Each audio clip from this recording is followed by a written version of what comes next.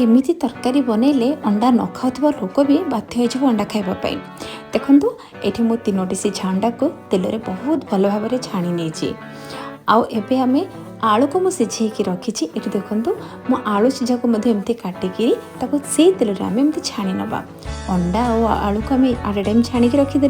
ये से बड़का तेल देखो मुझे बहुत सारा 2टा पियाज बड़ साइज पियाज नहीं भाजी बादामी रंग हो सारापर देखो अदा रसुण पेस्ट को देती 3टी कंचा लंका देली सहित गोटे मीडियम साइज टमाटर भी काटिकी देची।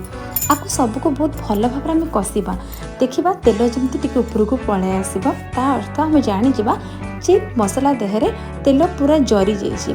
एबे मु किछि लुण देछि एथिपई जोटा कि मसलाटा बहुत जल्दी मेल्ट कर जिवो। तापर हमें बहुत सारा देखो मसला गुंड जमी जीरा गुंड धनिया गुंड लंका गुंड और हलदी गुंड ताको देखि बहुत भल भाव में एमती कषा मिनिमम 5 ରୁ 7 मिनिट कषेला देखो ये मुझे अल्प पानी देछि और गरम पानी मुझे टेक्सचर देखो पूरा बदली जाइए और कंसिस्टेंसी परफेक्ट पड़े आसी।